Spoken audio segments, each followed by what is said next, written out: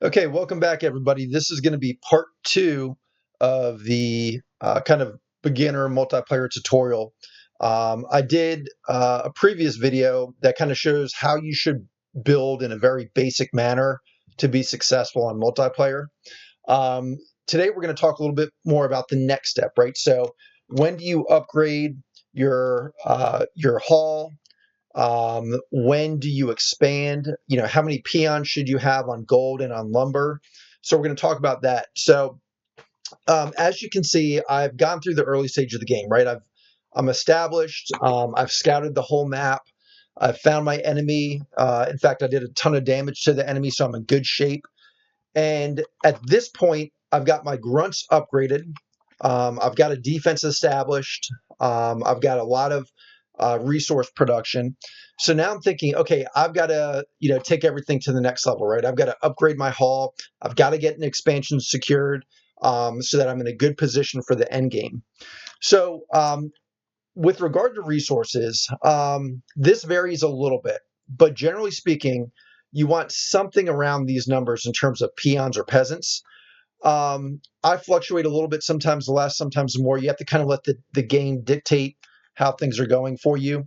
But you can see here, I've got 4, 8, 12, 16 peons on gold, and I've got 8, actually 10, because I've got 2 up here, 10 peons on lumber. Usually I have 8. If I have 8, I go for the upgrade. If I have less than that, I usually try and get more peons going first.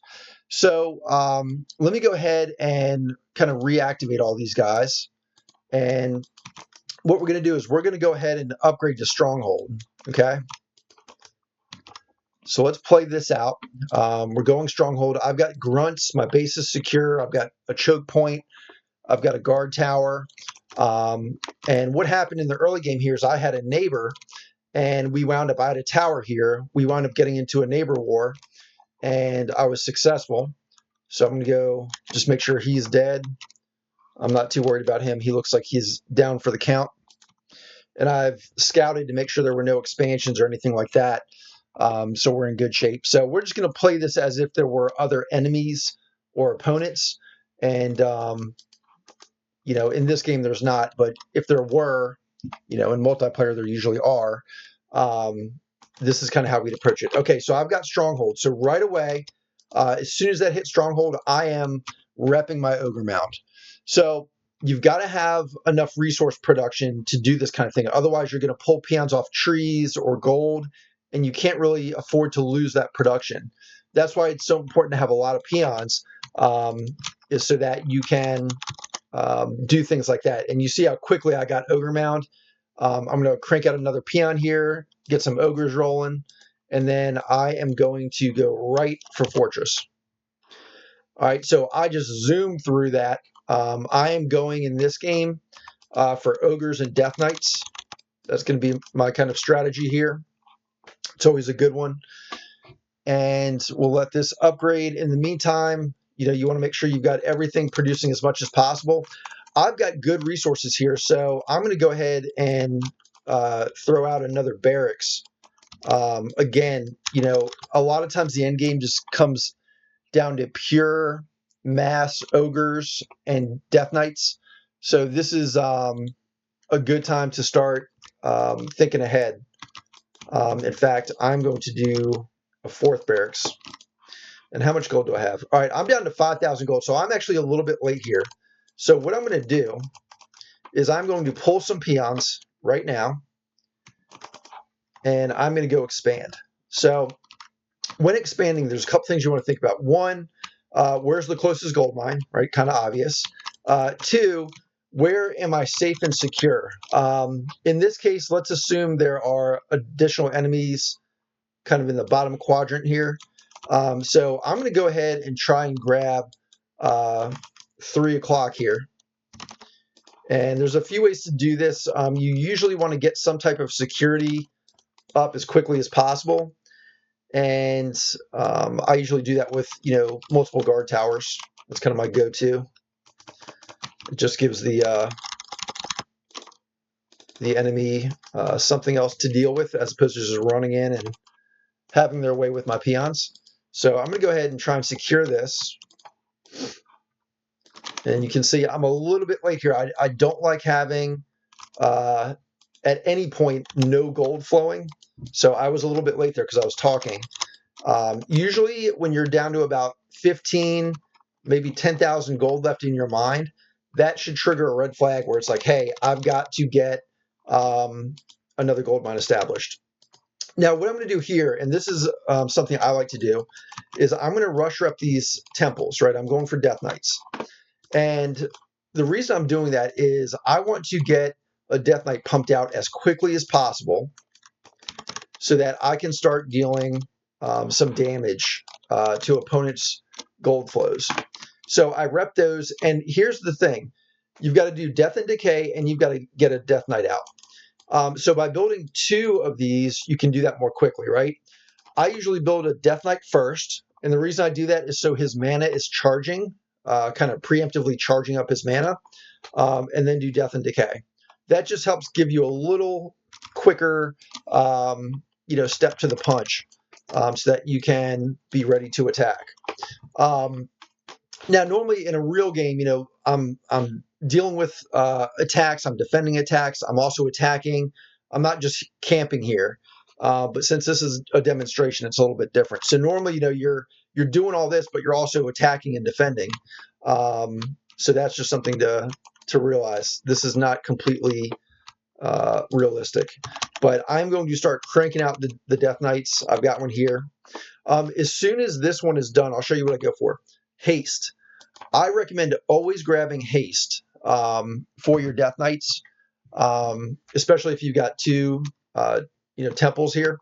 The reason for that is a Death Knight is incredibly effective when he's got haste cast on him. He'll run twice as fast. You're less likely to get stomped out by some ogres, and it's just a really, really helpful spell to have. The rest you can live without. Okay. So you can see I've got a Death Knight. I've got one that's already got 154. I'm going to haste him. And first thing I'm doing is targeting the enemy's gold. That's always mission number 1. You've got to stop their gold to win. Okay. So let's assume this guy's, mining gold here. I'm going to hit his gold flow. So all of the peons walking in and out of the gold mine, I'm going to Death and Decay them. And then I'm going to get this guy tucked away somewhere for safety. Okay. It doesn't always work, but generally speaking, you want to DK their gold flow and get out of there.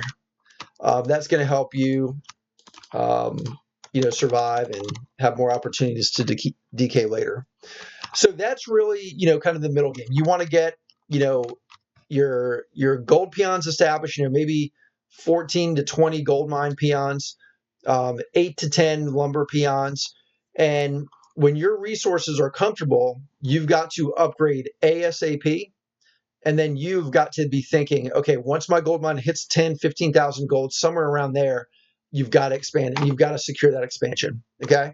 Another helpful thing you can do is when you're expanding, if you have the luxury of having some units kind of ready to go and there's no immediate threat, when you send your peons to go expand, send a group of ogres or whatever units you have with them. That will just give you that one extra bit of protection to get your expansion secured, and that'll really help. You can see I've already exhausted the expansion gold mine. So in a real game, this is like rinse and repeat, right? So you expand once when that gold mine gets low, or really whenever you have a good opportunity and have the resources, you want to expand again. So these are things you just have to constantly be doing and thinking about. Depending on the map, there are certain locations that are better than others. On Garden of War, anytime you can secure the 12 o'clock spot, if this was free, I would have taken that right away. Because Garden of War, if you expand here, you've also got a built-in mini expo right by your primary expo, because there's a S12 here. So the idea is basically expand, secure, and while you're doing that, you are attacking the opponent's gold, right? A lot of people at this stage in the game make the mistake of just attacking their base, like you're trying to hit their barracks or you're trying to break their ogre mound or whatever. That's helpful, but more important is you need to attack their gold first. If you stop their gold, all the barracks in the world, all the Death Knight temples in the world don't matter, right? So you've got to balance that. Like, hit the gold first. That's your priority. Stop their resources. If you do that, they will quickly fall apart. So that's kind of how I would approach this. Just never stop, right? Never stop making peons. Never stop producing units and expanding, and never give your opponent a free ride to resources. That's the key. I hope this is helpful. If anybody wants to practice or run some questions or ideas by me, I'm in the BattleNet chat. There's the big War 2 chat group. So hopefully we'll see you in some games soon. All right, take care.